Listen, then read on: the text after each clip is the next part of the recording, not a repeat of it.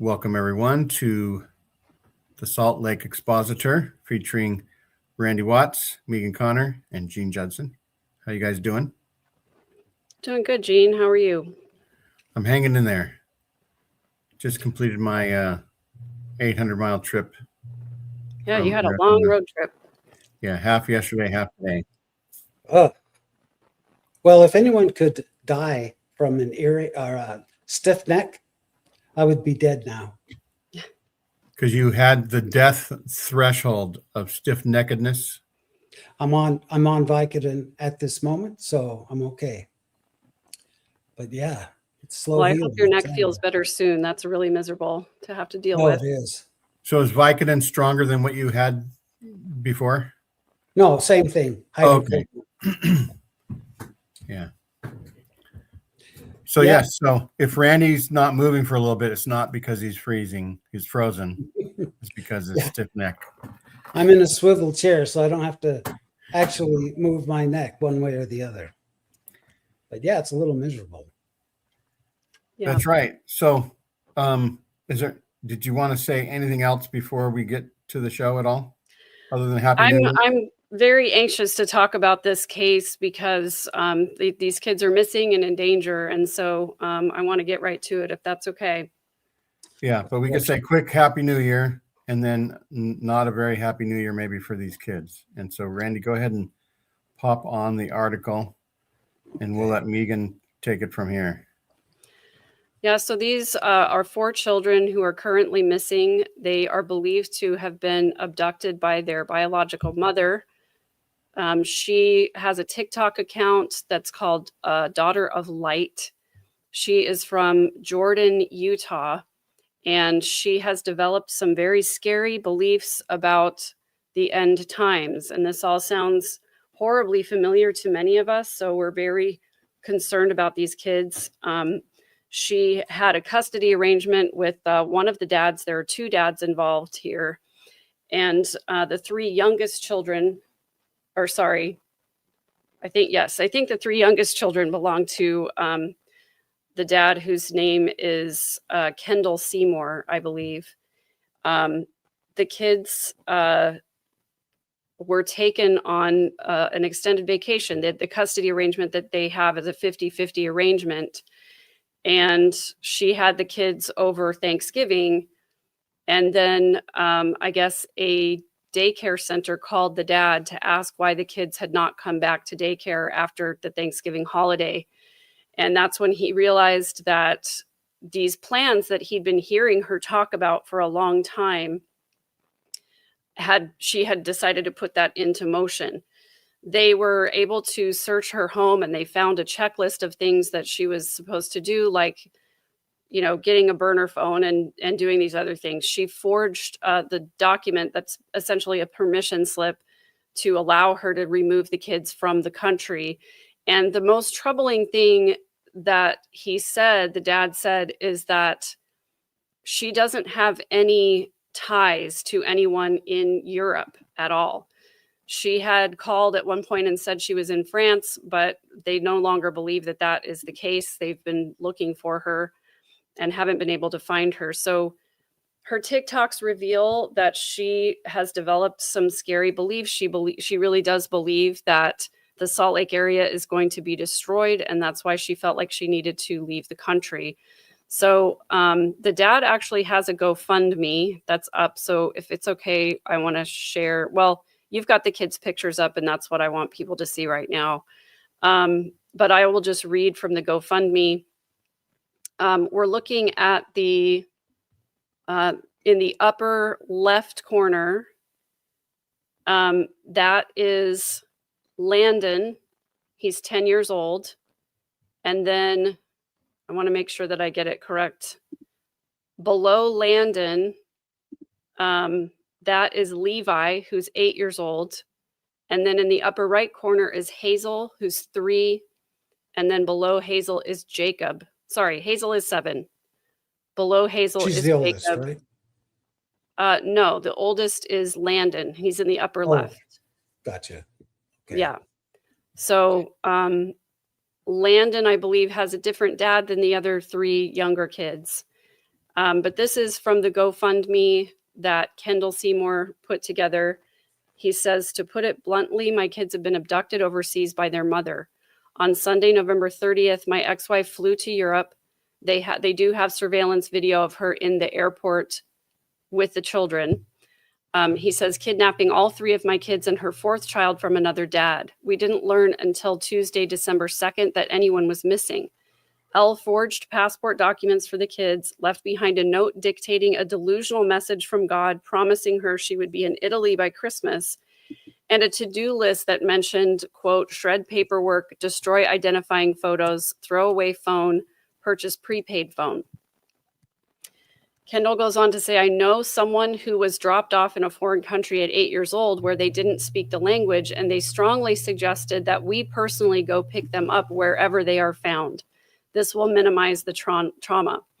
If we can be there to get them ASAP after mom is arrested, they will feel safer and will not suffer as much wondering what is going to happen to them, to their mom, and to their future. She hasn't been located, but the FBI has good people working on it who love their job, and working together with family connections will get the kids home as soon as possible. Tickets to Europe are not cheap. We need 2 round-trip flights, perhaps a hotel, and 3 to 4 one-way return flights.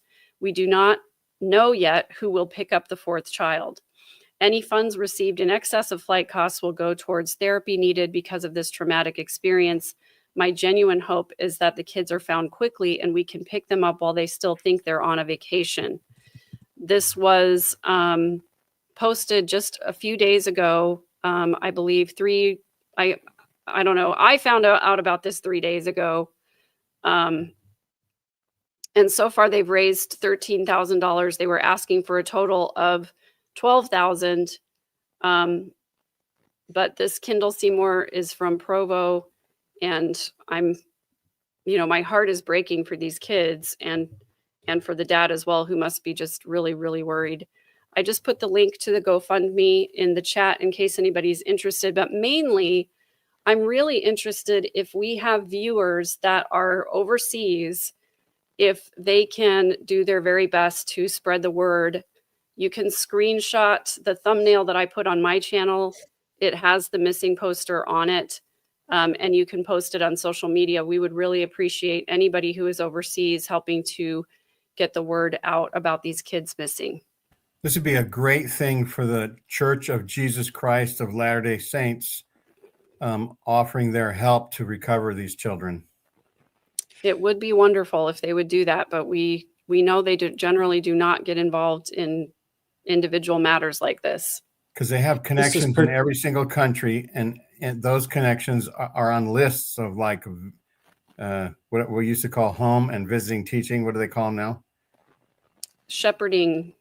Ministers. Ministering. Ministering. And they could network, and there's all kinds of positive things that could come from an organization that's structured in a way like that. Yeah. So much good. This is particularly terrifying because obviously she's studying at the same school as Jody Hildebrand and Ruby Frank, Lori and Chad Vallow. It sounds like, after reading the article, that she's been watching or reading, the name of the book. Visions of Glory. Visions of Glory. She's, her main reason for getting the kids out of the country, she says, is because of the end times coming, which we know that the church has been putting out there. And, this was the situation with Jody and Ruby, not the exact same situation, but they'll go to any length to enforce their beliefs from whatever source they got it. The kids just become secondary.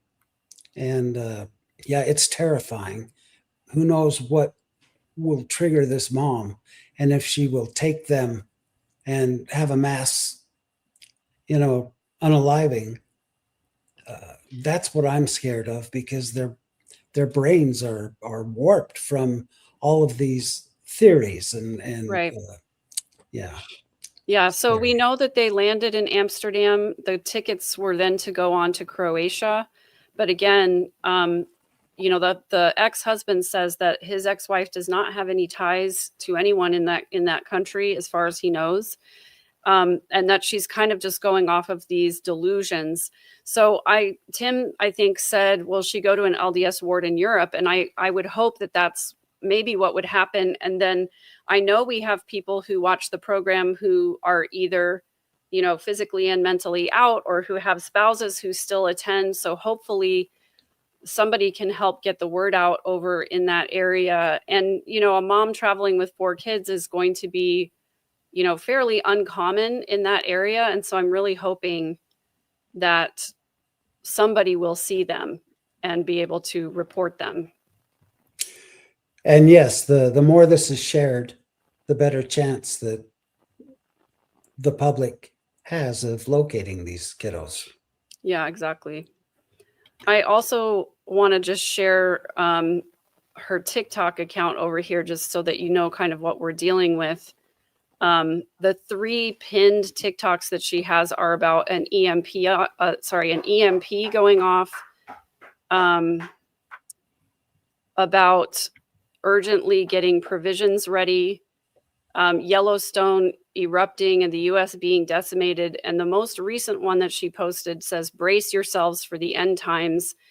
And it's basically, talking about being faithful and relying on God. But there also are a lot of these dreams. She had a dream that zombies were coming. She's asking people to pray with her because she's having all kinds of dreams about the end times and, getting provisions and all of those kinds of things. So this is the scary part about this for me, is that we've seen this happen before. Obviously, with the Daybell case, we saw it with the Blaise Thibodeau case, where his mom abducted him and took him to Canada, wanting him to become the one mighty and strong. I'm very concerned about the possibility that, this mom is trying to save her kids, quote unquote, save her kids from what is going on in her mind.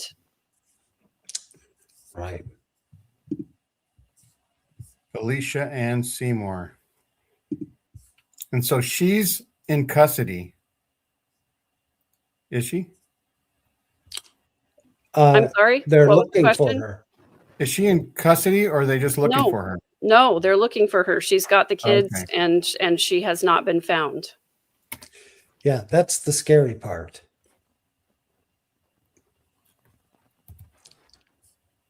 Yeah, who knows Yeah. what's in Croatia for her? Well, that's the part See all that kind of white spotting on is the this is like an ad video or something.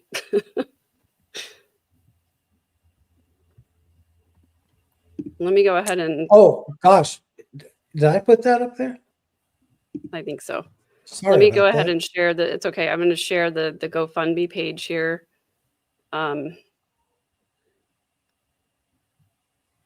So the mom is Alicia Seymour. She's 35 years old. She's 5'3". And obviously she's, traveling with these 4 kids. Although, if people haven't seen them around, it's definitely possible that they're hunkered down somewhere, hiding somewhere. So yeah, she's a non-native speaker, so she will stand out like a sore thumb. But I'm frankly afraid that they're just hunkered down in a hotel somewhere or something like that, not out in the open. That's what I'm worried about. Absolutely. Yeah, so this is a good point, Kirsten. The FBI is involved. She's been charged with kidnapping, so they can arrest her overseas. I was listening to a former FBI agent talk about this case earlier, and he was saying that they do have an understanding with, the authorities in other countries when they have a situation like this where they can coordinate with law enforcement. So Oh, good. also the dad has been granted full custody, so that as soon as they do find the kids, he can take them into his possession and bring them home. Well, except for the oldest child.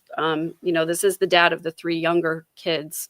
I don't know, obviously if they find the children, that older child will probably be taken into custody by the FBI, and they'll get Child Protective Services involved if they can't locate the other dad. Let's see, what was the date that it occurred? I know that we first saw it yesterday. Yeah, But so how long November have they been 30th. gone? Yeah, so November 30th is when they left for Europe. Okay. The dad didn't realize they were missing until December 3rd because he didn't have custody of them during this time. And so, So it's been over a month. yeah, they've been missing for a long time. Yeah. Gosh. So I believe that they do have, I am not sure exactly which law enforcement agencies are involved, but, you know, I know that the FBI has the resources to use Interpol or whoever they need to use over in Europe. You know, the TikTok channel that you showed us just spells out visions of glory with those topics and the destruction, the zombies. And Yeah. that terrifies me. This is a good question, Jesse. I don't believe she speaks any second language at all. So she would not be, you know, she would be someone that would definitely stand out, constantly having to ask for help to communicate and things like that. Just maybe Minnesotan. Yeah. Spent time in Minnesota. I don't know if they have a video of them arriving in the airport. I literally just started looking at this for the show yesterday, and so I don't have my deep dive info like I usually do, but this is a good point too. You know, when she runs out of money, who knows what she will do? I don't know if she liquidated accounts before she went or bought gift cards, you know, or any of that. So,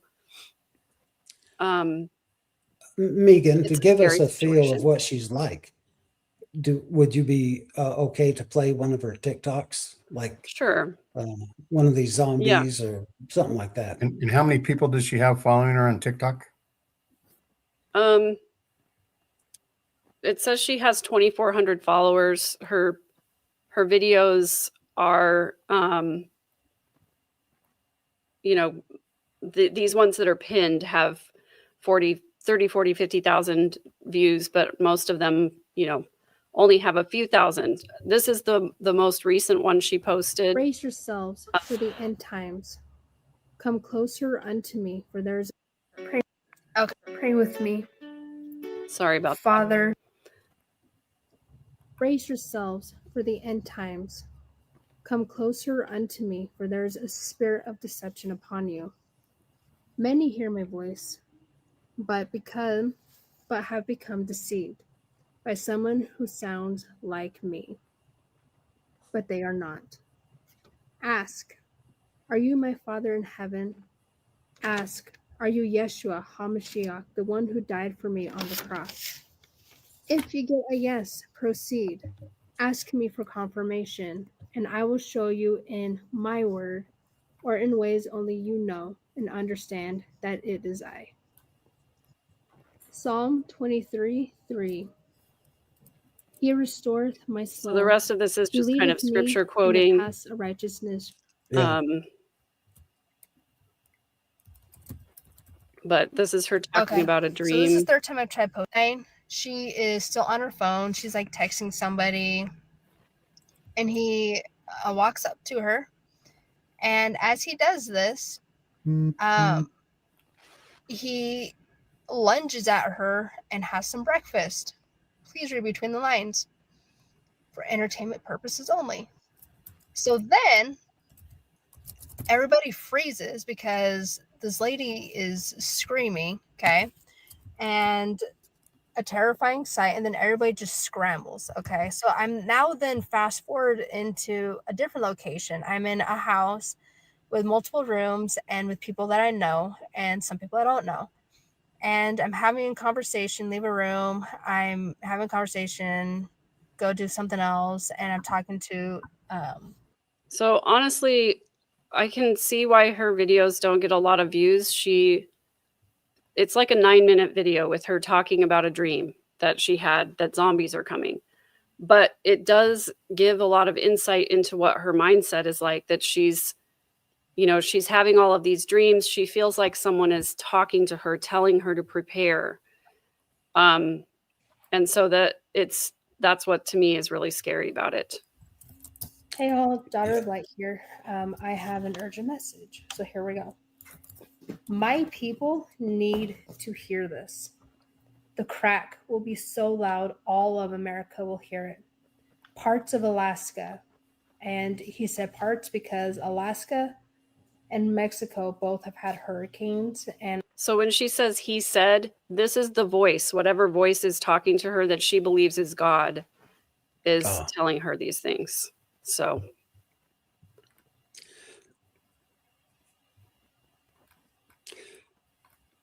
Yeah, that's very concerning.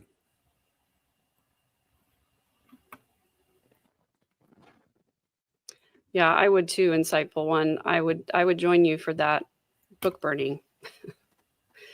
I just want to put up the picture of the kids again here. The dad has his email address, seymourkendall@gmail.com. You know, please only contact him if you actually have seen the kids. I imagine his inbox is probably being flooded right now with well wishes and things like that. But I would say probably only helpful to contact him if you actually have some information, or if you are overseas somewhere like Amsterdam or Croatia, and you can offer boots on the ground help of some kind. Now, don't they have the ability to track where she went through the flight records? Yes. So that's why they were saying, you know, her tickets were to land in Amsterdam and then go on to Croatia. If she were to get on another plane and take the kids somewhere, they definitely have their passports flagged, you know, but you know, she Well, can that's also travel by train. She could rent a car. I mean, there's all kinds of different scenarios here. She's obviously thought it out and taking Right. several steps to remain completely anonymous in her travels, Right. untrackable.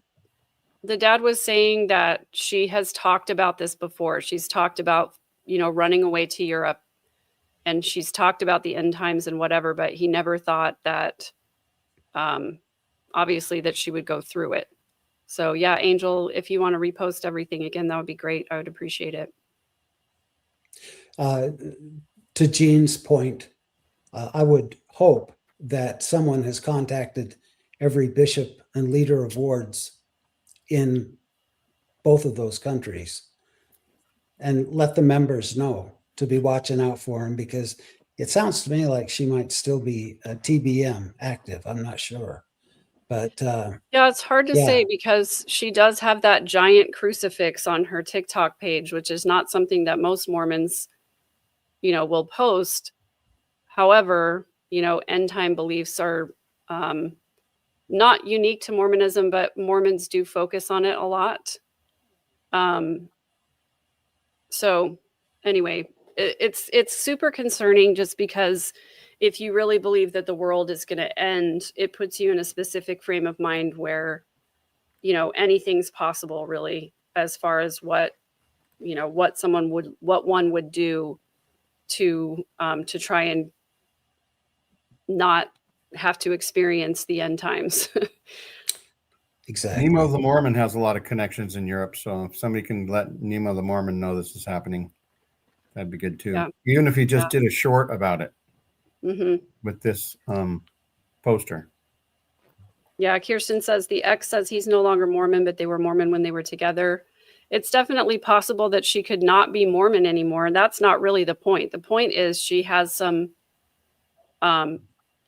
concerning beliefs about the end times. And what keeps coming to my mind is, you know, Lori saying that she didn't want her kids to have to experience all of that destruction that was going to happen at the end of the world. So let's just hope that she has something else in mind, and that Well, you she- know, being a stranger in a strange land, uh, she's probably going to seek help if she is a member of the church still The by more going to the church and looking for a community. the Mormons atheist post about Yeshua is like Yeshua is used by lots of scholars and lots of non-Mormons, but it's also used by uber Mormons a lot of times as well. yeah, some of the more fundamental old school Mormons will use Yeshua. It just depends on, it sounds like she is more focusing on biblical end times, just having looked through her TikToks. But again, that's not really the point. The point is that she believes the world is going to end, and she removed her kids from the country because she believed the destruction was going to take place here. Now, as far as what her plans are, we don't know. But the other thing that is really concerning is that she doesn't, as far as the ex-husband knows, she does not have family or other connections in these foreign countries. And, people tend to get desperate when their plans don't go the way that they think they are. And she obviously, according to the TikTok, she believes someone is giving her instructions. That's another really scary part, is because who knows what the instructions are going to be going forward.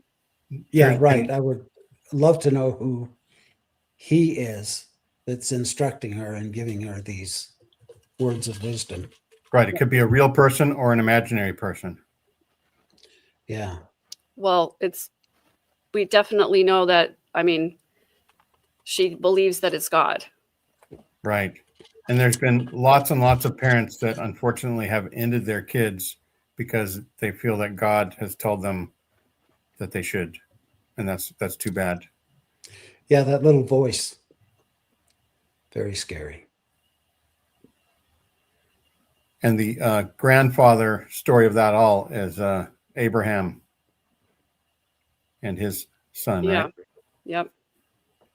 Yeah. It's concerning to me that Abraham was willing to take his son's life Exactly. based on that voice that he heard.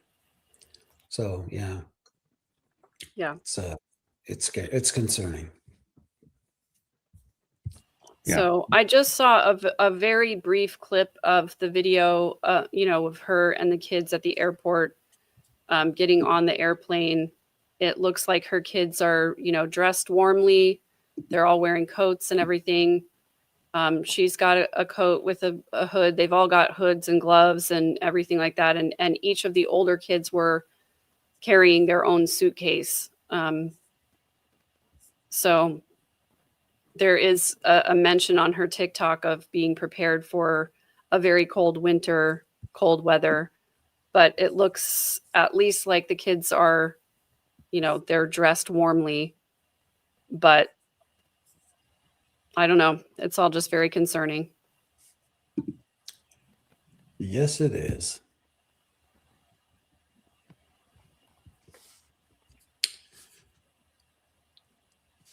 So we appreciate you guys listening and helping us out. Yeah, I would say definitely she's delusional. It's from her TikToks, she's not like animated and over the top. Her voice is very even, but it's very clear that she's not in reality. She really does believe someone is speaking to her, giving her instructions, making her have these dreams. Yep. The more this word gets out, the better chances that they'll get these kiddos home safe. I Yeah. hope and pray that the kiddos are alive and well. Yeah, I hope so too. And anybody who has updates, I'll be doing updates as soon as I know anything more. I'm going to keep watching this case and I'll post something as soon as I know more. So this is one of myriads of stories that come out of Utah that are not necessarily good news. And we're trying to cover a lot of those here on the Salt Lake Expositor, because there's danger in teaching things when someone thinks something that's outside of reality about something, it's dangerous. We know that there's lots of children that get superhero pajamas when they're kids for Christmas, and then they jump on the top bunk and they think that they can fly if they're wearing a cape. And when adults have similar things about what we would say are invented realities, that's very Delusional. dangerous for others, especially children that are under their care. Yeah. I will say too, when we were sort of talking yesterday about the show today, I was on the LDS. Well, it's not LDS.org anymore. It's churchofjesuschrist.org. I was looking in their newsroom for the things that they've been reporting on over the last week. Of course, Elder Holland died, and that's been kind of the main story there. But I noticed that the last 5 or 6 articles that are listed there, they refer to themselves now as the Church of Jesus Christ. They have dropped the Latter-day Saints. And I think that's a good thing, because hopefully it will curb down some of these people focusing so much on the end times. But it's been in the name of the church for almost 200 years now. And certainly there has always been a focus on preparing for the end times. And I don't know, Jean, if do you remember how the food storage discussion started, and want to talk a little bit about that and how this all kind of went into left field? You mean 80 years ago, 100 years ago? Yeah. Yeah. So because of wars and because of the Great Depression and other things like that, leaders of the church wanted to be sort of prepared for the end times, and it still has to do with the end times, because they're thinking there's scriptures that say wars and rumors of wars, right? Mm-hmm. So if the whole world is having a war, that pretty much means Jesus should be coming, right? Yeah.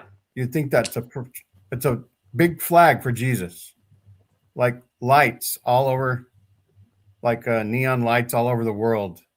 Jesus, return, please, fast, right? It should have been that way, but it wasn't. And then there were conservative leaders like President Benson and others that glommed onto beliefs of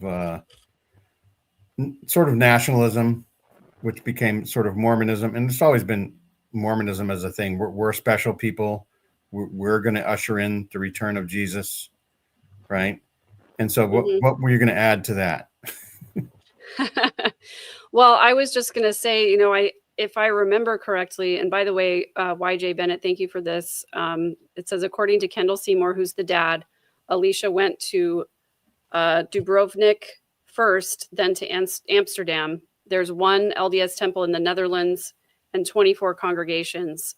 So hopefully she's made contact with some members there, and they're helping her get help and helping the kids. But they also may not realize, I'm sure they don't, because I'm sure she didn't tell them, that she's not the custodial parent at this time. I'm sure she probably hasn't let people know that the kids are supposed to be in the United States with their dad right now. Right. But I always think of food storage. I think of when the Teton Dam broke and flooded the whole area there in Idaho. And that was when the leadership of the LDS Church started counseling the members to have an extra supply of food. It didn't start out as a year supply, but it was, to have extra food in case of an emergency. And I feel like that snowballed, and actually, Megan, since I'm the oldest member of the panel by far, yes, By far, yeah. 7 whole days older than Randy. We in the 60s, it was 2 years supply. Okay. And in the 70s, it kind of trickled to just like, well, try at least 1 year. And then 1 year is already a lot. And then when the Teton disaster happened, that was in the late 70s, I believe, right? I think so, yeah. Flood. the flood that almost flooded 78 Rick's maybe. college. Yeah.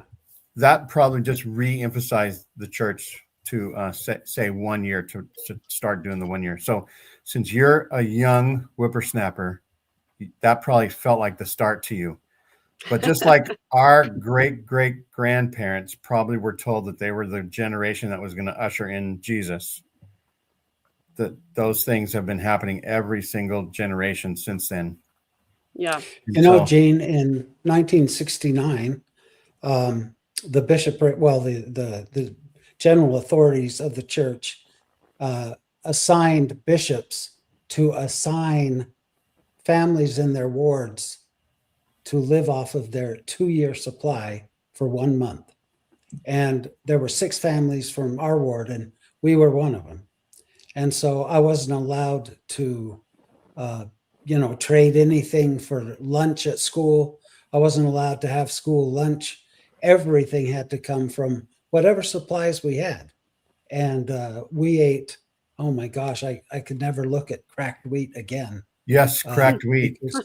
Yeah. I And was going to say that. and all these things that you can store, peanut Powdered butter, milk is Megan's powdered favorite. milk. Oh, that's so gross. Hate the But powdered yeah. milk. And the reason that they assigned these families is because they told us that the second coming was nigh, and that, we needed to be sure that we were prepared.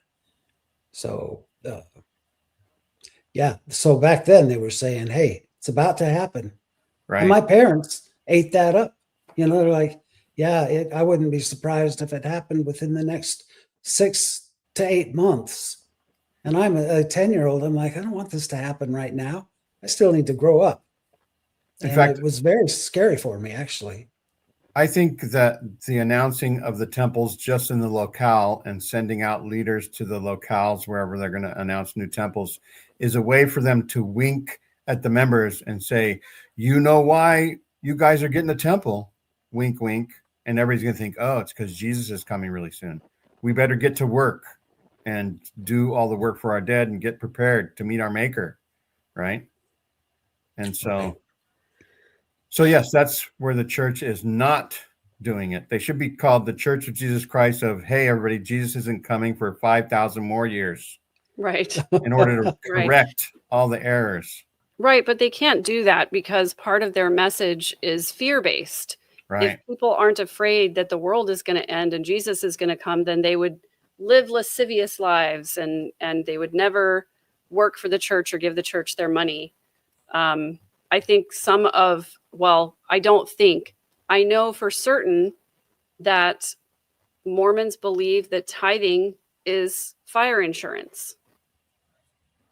Right. Do you mind if I Here's the play exact a date quick of that. clip? Go right ahead.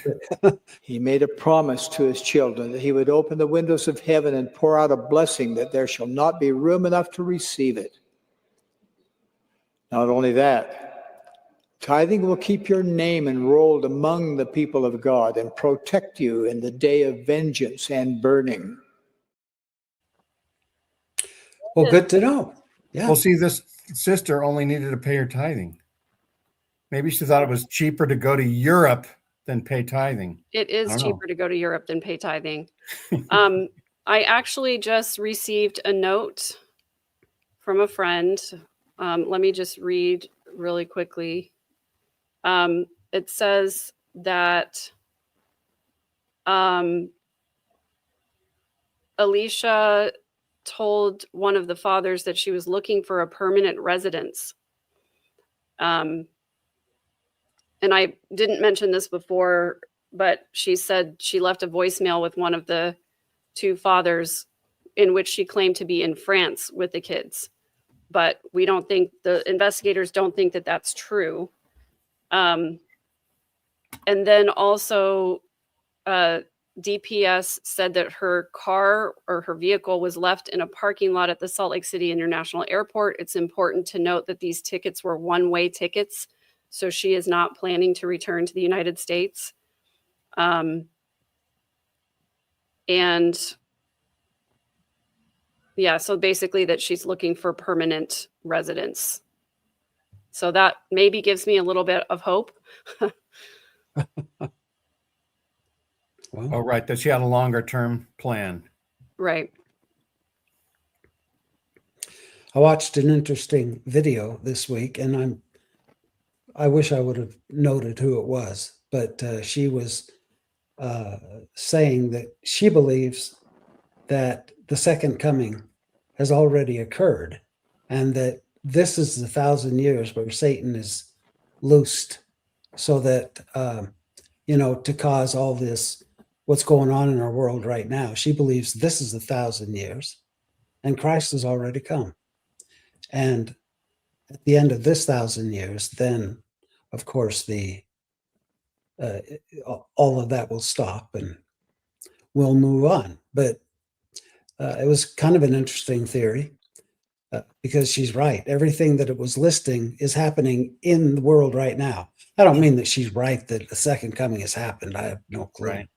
But there's so many theories out there, and people conjecturing about how it is and how it's going to be. And Satan sometimes could be they in get- charge, and Satan could have $300 billion in the bank. You never know. right? Yeah, they need that for a rainy day. Yeah. Yeah, it's been raining for quite a while, so I really don't know what they're waiting for. And if there is a real Jesus and he does get here at some point, I don't think he's going to need a slush fund. I really don't. You would think he could probably find a way without having to dip into the $300 billion of the church. Right. Did we want to segue into a couple of other stories? Yeah, absolutely. Just one last thing. This friend sent me that basically says investigators are assuming that she may be using new identities or receiving aid from groups that share her beliefs. So, Here you go. Oh, interesting. Wow.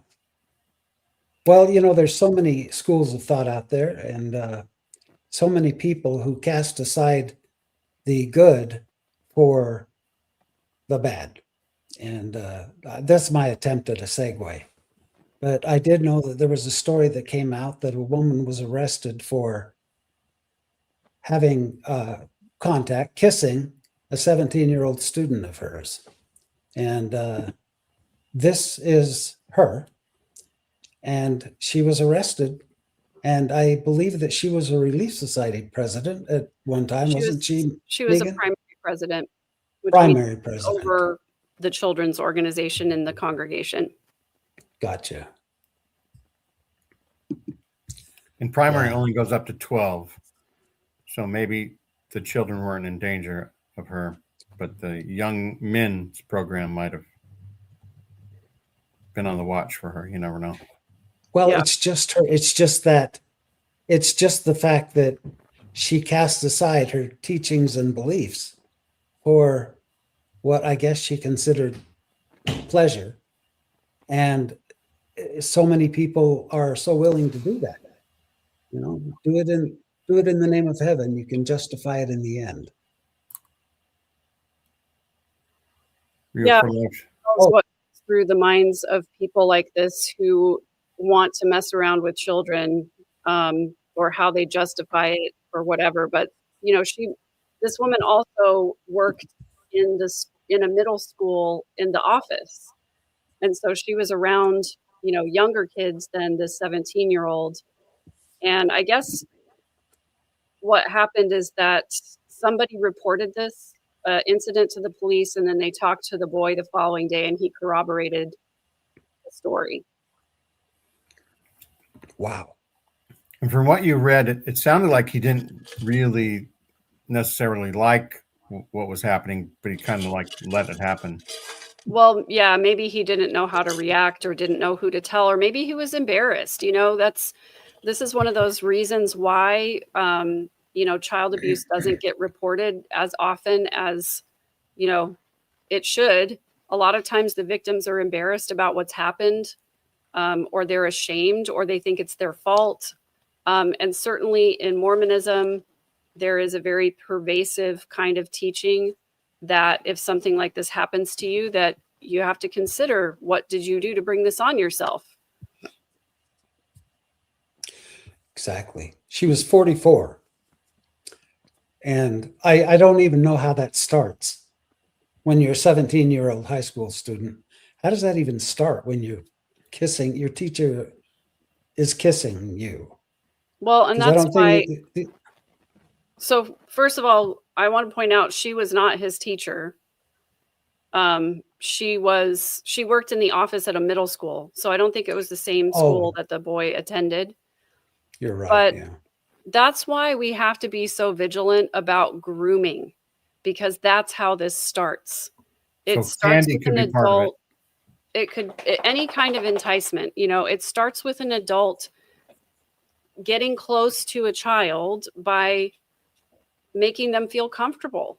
And, in many, many cases, a lot of times it's complimenting the child, making them feel special, giving them gifts, and then increasing levels of closeness, like touching their shoulder and saying, "Oh, I really like your shirt," and then the touching gets more pervasive, or it gets longer, or whatever the case is. The grooming part of it is the most dangerous part for these kids, because they don't really know what to think of it. It's just an adult talking to them. Well, it made me feel weird, but it wasn't really wrong.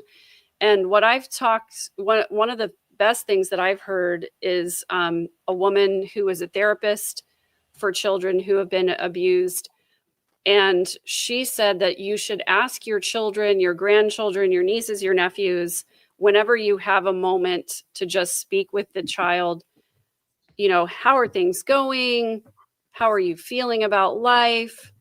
And then asking them a question like, do you have any tricky people in your life? Are there any tricky people in your life? Or are you feeling weird about any tricky people in your life? Because that is a good, you're not just going to come out and say, did someone touch you inappropriately? Because that's usually going to shut a kid down. But tricky people is a good question for kids, because they like to talk about that. Yeah, there's this kid, in my class who's tricky. He's always trying to get me to give him my lunch money. Okay, well, that's a tricky person. Do you have any tricky adults? Or do you ever have any adults who are trying to trick you or make you think something's weird or situation? It's a good conversation starter for your kids, and to check in often. There's a lot of tricky people out there. Some tricky people build Harry Potter playrooms in their houses. Yeah. It goes a little bit beyond for parents, just looking up the offender registry in your neighborhood, and making sure your kids don't go past that house or whatever.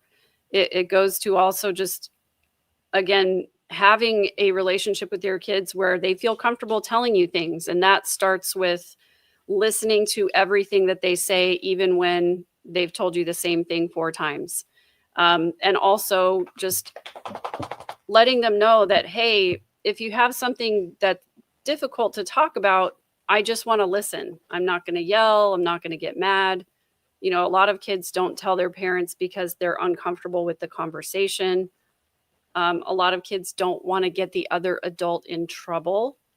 So, planting the idea with your kids that your safety and your happiness and your peace is more important than any adult. Adult can take care of themselves, that kind of thing. Yeah. And Megan, you could probably also do your floodlit report sans the information that can't get out right now. Yeah. So I always like to check floodlit.org to see what is new in the LDS SA world. So I will actually just go ahead and share it so that people can get familiar with what the site looks like. I highly recommend people going to this site frequently and checking out what is going on. So I just wanted to point out these two cases. Actually, there were several things that have happened since the last time we did a report. You can see this one from December 30th, former Zions Bank Vice President Spencer Pratt sentenced on December 31st to charges related to 10 years of alleged SA of 2 children. Again, that's Spanish Fork, Utah. And he pled guilty and he was sentenced on December 31st. Now, why are we sharing these things that, the case is closed, the person's being sentenced, they're going to jail? The reason I like to share these, and I shouldn't say I don't like anything about the situation, but I think it's important to share these stories because of the way that abusers get around in the Mormon church. A lot of times these guys and women too will move from ward to ward and have different callings and be in different locations. And people may not even know, oh my gosh, I was in the same ward as this guy at some point. And so anyway, the name is Spencer Merrill Pratt. He is located in Spanish Fork, Utah. And he pled guilty and was sentenced. And then I also wanted to talk about a case from the past, Michael Neff, who went to prison in Idaho. It says he went to prison in Idaho for one of the most shocking cases in county history. He died on December 13th, and his obituary says, quote, he leaves a great legacy of faith and repentance. That always bothers me when the obituary glosses over the fact that he was a convicted offender. And just going to show you why it's so important to call a spade, his son, Todd Neff, is in Washington in prison for SA. It's quite a legacy. Right? So sure, he leaves a legacy of faith and repentance and SA. So it can happen anywhere. It can happen in your church building. It can happen at your dentist office. The doctors, there's so many places where kids and adults are so vulnerable that, and I have a story to share after we're done with this particular topic, but go ahead. Yeah, I want to address Trevor's joke comment here. That, this really is, it's tongue in cheek. I'm sure Trevor is being tongue in cheek about this, but this is really the attitude of the leaders in the LDS church, is that if the person repents, that we should forget that they even had a problem.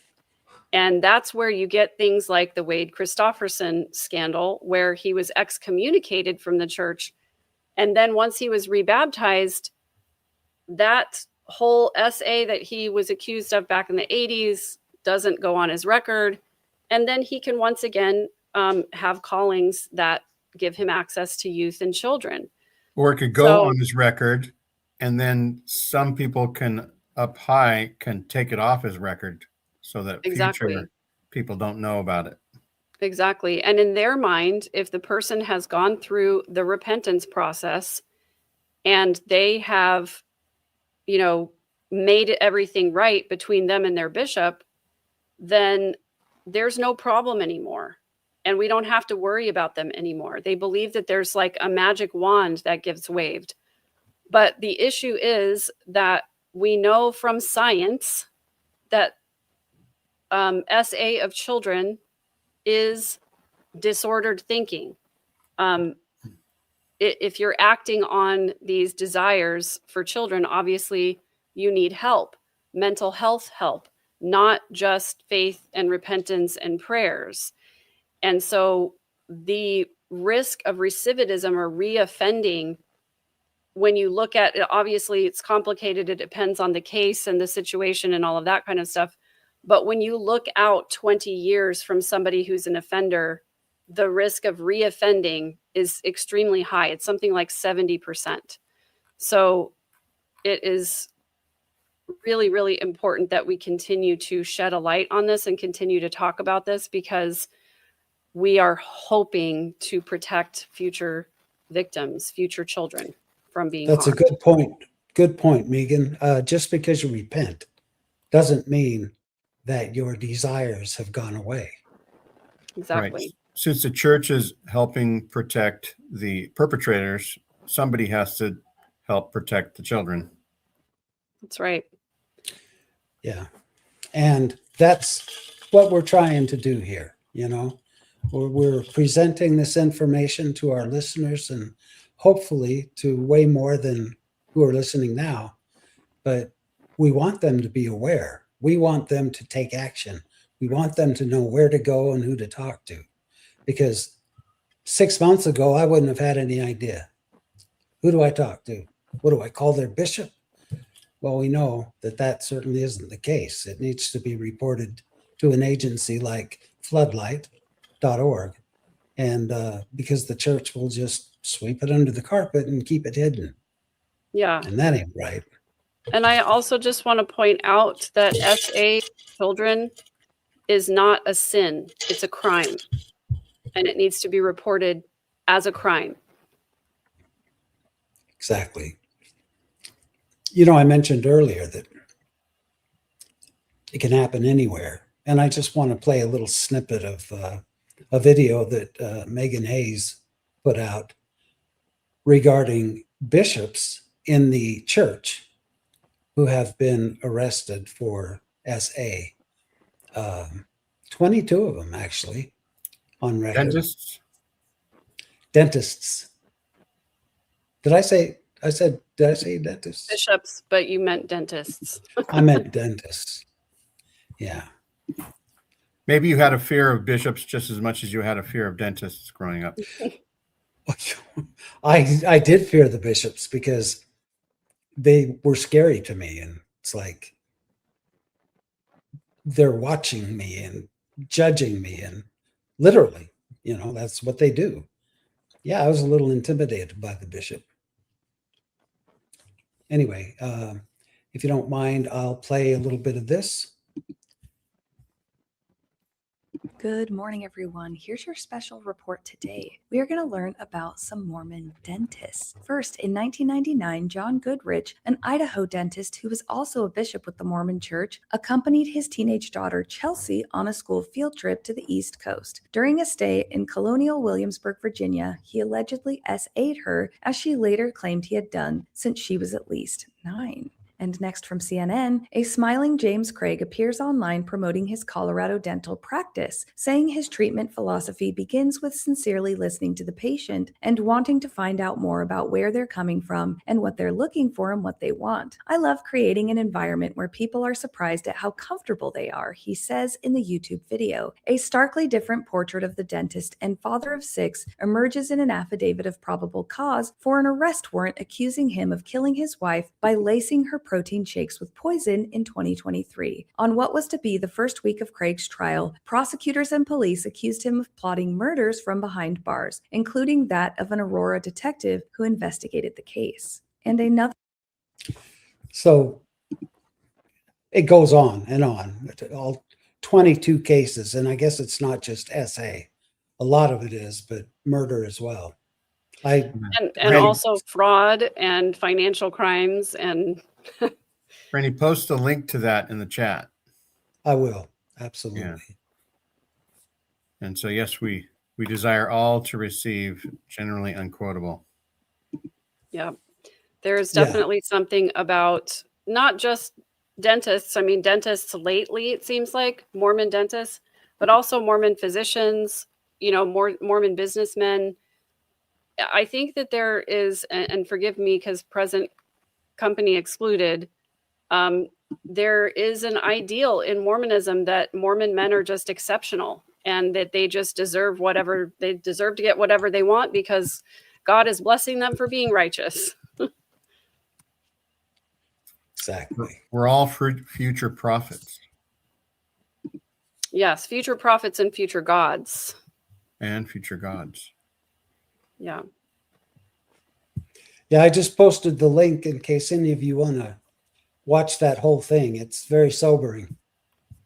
My nephew and all of his brothers, I have 3 nephews who are dentists, and I had to send this to them and say, what do they have, a course in dental school about being a scoundrel?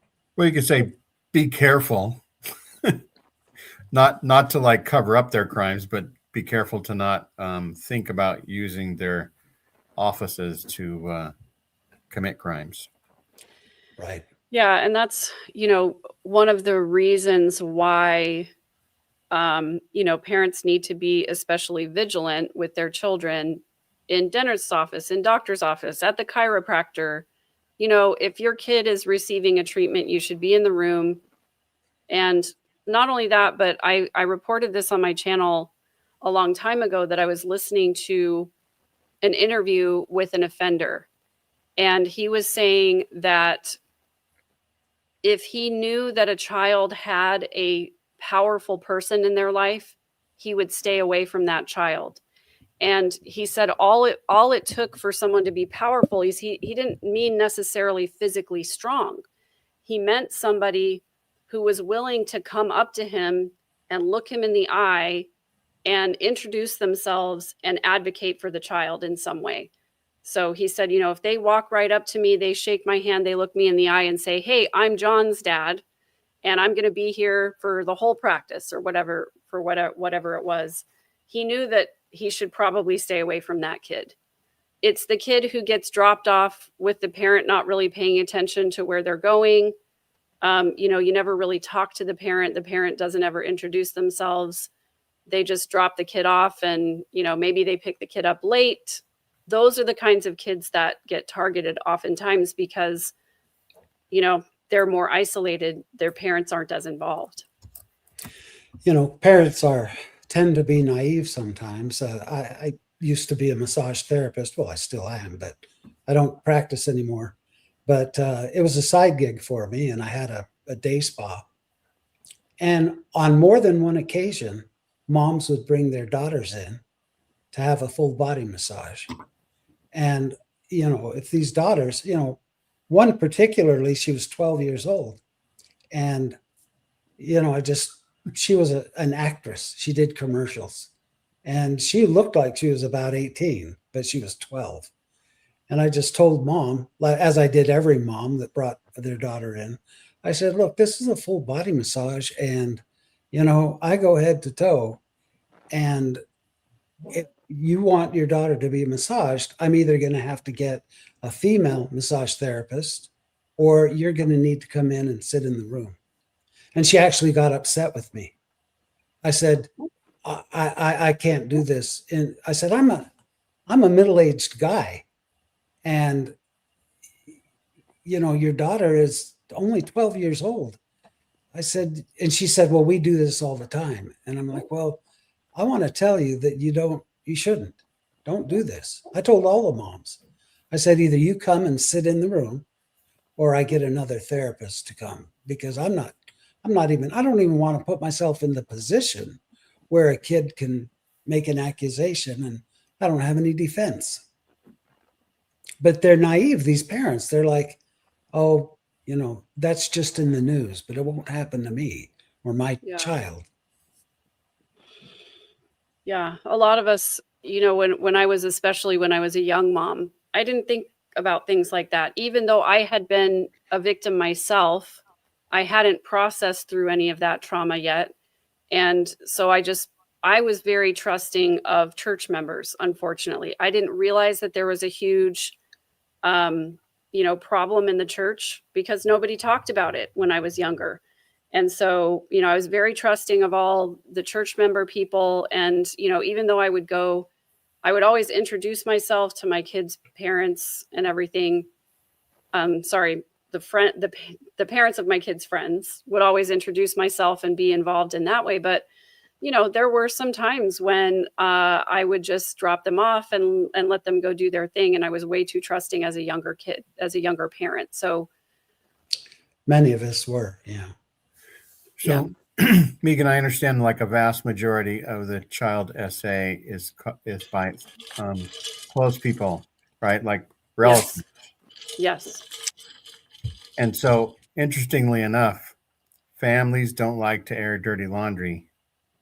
And so that could be why people don't know more about the protections that they need to take.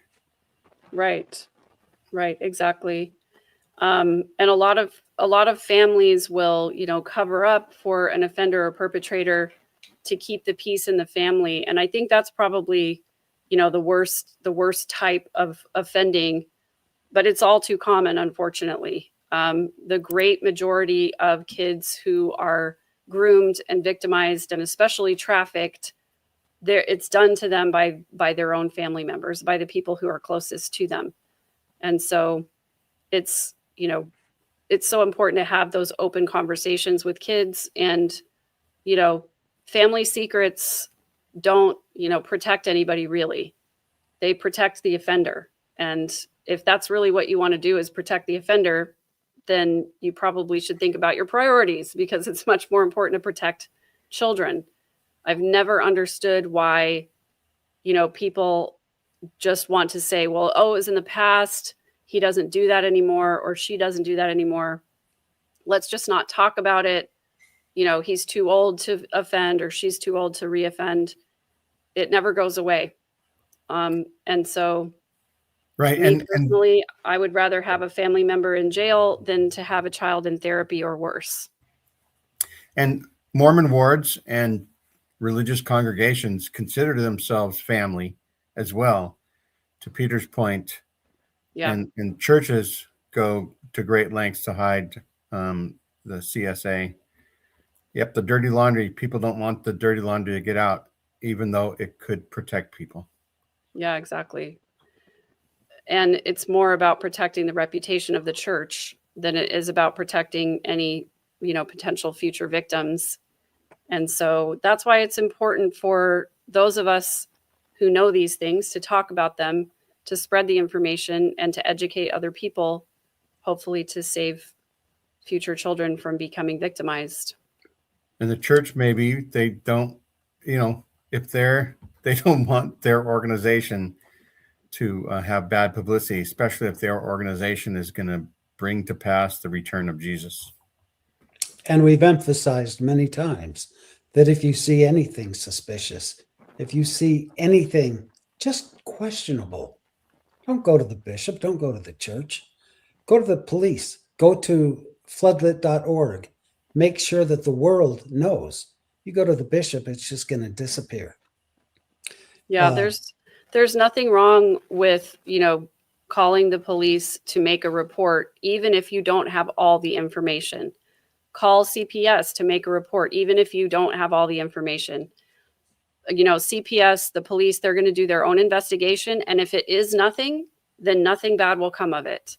But if it turns out that, it was something, I would much rather make a report and have it be nothing than have it be the other way around. Exactly. Better safe than sorry. Yeah. And I do want to point out too that SA of children is not a uniquely Mormon problem. It doesn't only happen in the LDS Church, of course, but the LDS Church has a reputation for covering these things up in order to protect the name of the church. And there are other churches who have done that too. Of course, there was a big Catholic scandal that continues to be a problem in the Catholic Church as well. But, talking about specifically the LDS cases, it's close to me because I still have loved ones who are in the church and have children in the church. I really think that the laws need to change. I think that, it's not in every state. I think in every single state that anyone who works with children should be a mandated reporter, including church clergy. And that's not the case in every state. And I think Europe is much better at protecting children than we are. Definitely in the UK, they have a lot better protections for children there. But for the LDS Church, they really could and should do background checks on anybody who is working with children, and they should make everybody mandated reporters. And there should be a degree of training too. The church should implement some type of training, Mhm. how to recognize it and how to not do it. I know at Disney, we had classes all the time on how to recognize something suspicious and how to report it. In the church, there's no vetting, there's no training. Maybe if someone was made aware through all this training that this can happen, people would be way more vigilant and, watch out for their brothers and sisters and their kids. And if you're new to the show, we talk about the Architecture of Abuse podcast series done by Alessa Grenfell and friends. And that's one of our first shows. It's our second show. So if you're new to our show and you want to learn more about the Architecture of Abuse, you can either go to the Architecture of Abuse podcast or go to our show. I put the link in the chat and right there. Hey, Susan Vallow, good to see you. And Hallie, to answer your question, Floodlit does research cases. They also accept court documents. If you have court documents from a case, they will take a report of SA, even if your case was never prosecuted. They can't necessarily name the person, but they can at least put the location and put the story in their database so that if it sounds familiar to another victim, then it's a place for victims to be able to collaborate and share if they care to. Exactly. So Brendan says they're an administrative assistant at a university, doesn't work with children, and still a mandated reporter, and takes training every year. Yep. And so Yeah, we should also mention, by the way, there's lots of good resources out there where you can get educated on how to spot problems with children. And I'll look up some of those resources and put them in the show notes afterwards. But if you want to be educated on how to spot grooming and how to protect children, there are a lot of really good resources out there for that. Yes. Yeah, if we work together as a team, we might accomplish something. Let the members know, let the non-members know, let everyone know. Save the kids. And don't just assume that they're safe when they're with a church member or a professional. Right. Oh yeah, actually I've heard of this before that Trevor says. It's just a test. Oh, yeah, for sure. The belief that I agreed to go through the trials I was going to go through before I came to Earth, that haunted me for a really long time. Because I believed, well, this is what God wanted me to go through so that I would learn something. That's really messed up. If something like that happened to you, it was not God teaching you a lesson. Let's just put that out of everybody's mind. That's something that never should be taught to children. It really bothered me when my wife passed away, how so many people would tell me that God needed her up there for special assignment or whatever. God needed her spirit. Yeah, you know what? That's just pure crap. Yeah.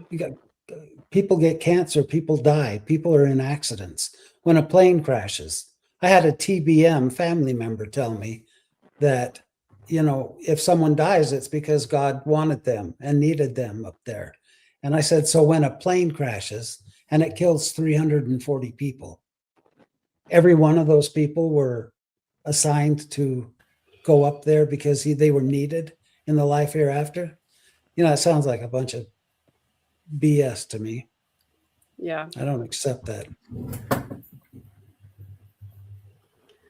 Well, before we sign off here, I would like to put the picture back up one more time of the missing kids who were taken by their mom to Europe.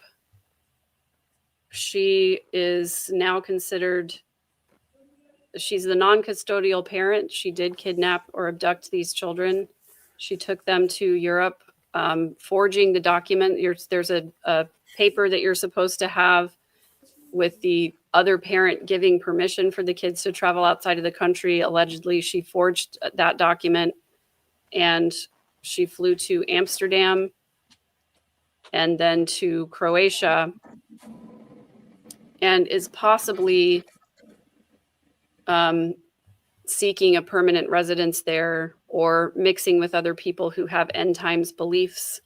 So again, if you're in that area and you're able to share on social media, share the kids' pictures, it would be great. Again, the kids' names are Landon, Levi, Hazel, and Jacob. So Landon is the older child. This is Levi, Hazel here, and then Jacob is just 4 years old. We appreciate you helping us get the word out. And just in case anybody that is familiar with this person, knows them personally, or knows people that know them, you might have information that's valuable to the authorities somehow. Contact the authorities if you have had any contact with this family. And so that's again, her name is Alicia Seymour, and she is from, is it Jordan, Utah? I'm fairly certain. Anyone? I think so. Southern Utah Valley, whatever. West Jordan. Sorry. West Jordan. Yes, and the FBI is involved, and so if you have a tip, you can call the FBI tip line. You can also call the West Jordan Police Department, and then Kendall did put his email address there on the GoFundMe as well. But again, I think calling law enforcement would be a better idea. Right. So in a small way, this story happened in extended family of mine on my wife's side. The father basically said they were going to take the kids out for ice cream and then took them to his mother's house. And that's where he was actually going to stay as they were sort of splitting up. But instead of just talking the problems out and getting therapy and getting help, they thought that was the best tack to take. And they have been restored. They are now in conversation with each other. And that's the way to go. If you're having problems, get some help, professional help. And the church has money, and they actually, my understanding is you can go to a bishop, even if you haven't been going very much. If you're in a ward, you can go to a bishop and ask them to get you some free mental health. I mean, it'll be church services, right? But it'll be a starting place. So, yeah.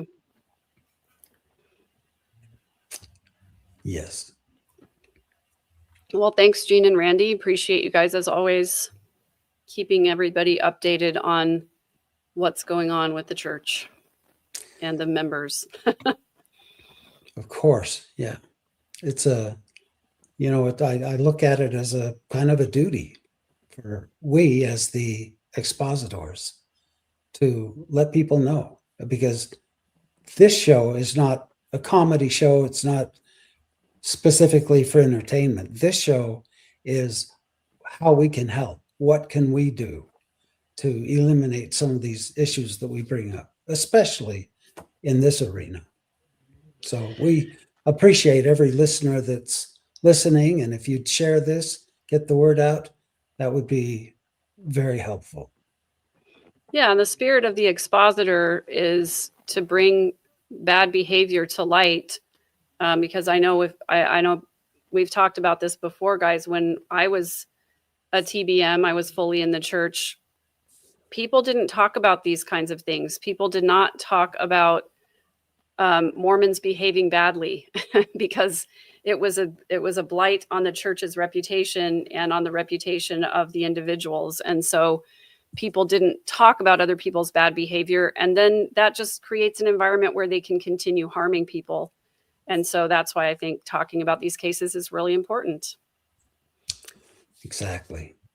And ET Lizard, there is always snark allowed. Snark will always be allowed. But some of these issues are obviously sobering and serious, and we want to give them the weight that they deserve. But Right. It's I'll allowed. always It's welcome not. snark. It's not the starting point of our program. Are you kidding? If snark wasn't allowed, Trevor Larson would get blocked. That's right. That's why he says every show I watch is a comedy show. Well, here's a little snark for y'all. I am wearing the Seahawks outfit today with the green glasses in honor of their incredible victory last night. And so I think that all of you as listeners should run to your rooms, put on anything lime green and navy blue to celebrate Yes. with me. Our thoughts and prayers are with the Seahawks today with their impending victory. They already did their victory Yes. last night. They won. Yeah. And Margaret, thank you for the super sticker. Appreciate you. Thank you, Mark. That's right. So also at the spirit of the expositor is to have a democratization of the news. And so if in the future, if you want to come on and say something about the current things, you can say in the chat, you'd like to come on, and we'll put the link to the live in the chat so that you can join. And we also have a little after show. Tim, do you just want to be on the after show, or do you want to come on to the show? Put your thumbs up if you want to come in right now. Down. He says Okay. thumbs down. He does not want to appear on After camera. show only. So so I put the link in the chat if anybody else wants to come and say hi. And if they want to say something newsy that they didn't want to report live, that's also as well. We can talk about that. But thanks everyone for watching. It's 2026. And I wonder if we almost should say the date of the show and say, and Jesus is not here yet. But, It is Sunday, January 4th, 2026. And so far, no Jesus has shown up. Jesus. So there you go. We need to get a countdown and Oh, see yeah. how long it takes for Jesus to come. And Well, we should always do this. No The matter. Lord does not need your money. That's right. Don't forget. If we forget to put that up before we close the show, somebody in the chat remind us that the Lord doesn't need your money. That's right. See you tomorrow night on Ex-Mormon Snark for family night. Enjoy Don't your miss Sunday. that. You'll love it. Tuesdays with Tim, we're going to talk about New Year's resolutions. Awesome. So That's those right. theoretically are revelations that could be what do you call it when you Self-fulfilling prophecy. self-fulfilling prophecy, right? There you go. So I'm going to talk about some dietary plan that I'm going to try to do for at least 1 week Yeah. Awesome. of the Yeah. of the coming 52. So anyway, Yeah, I want to report on that, by the way, Gene. yeah, I want that's to the one report thing to is us how if you're I doing do with it in front of a bunch of people, I will have what's it called, like buddy system or Yeah. feedback or support, all those things. Yeah, you'll have to eat your ice cream in your room or something. Can't do it on stage here. That's right. Jesse, we could count up how many days overdue Jesus is, but I don't know where we would start from. Do we start from the day before my grandfather died, since his patriarchal blessing said he would see Jesus come? I don't know. What do we do? We'll have to figure that one out. I think Paul the Apostle was expecting Jesus. That's how Yeah. he got his church started. Pretty much, yeah. You know, It's at, like, at hey. least Joseph and Brigham. Yeah, at least Joseph and Brigham. Yeah, for sure. All right, Hallie, guys. you're just here for the after show? Okay. All right. Take care. Thanks everybody for Love watching. y'all. And we will see you next time. And I'm going to end the stream and we'll all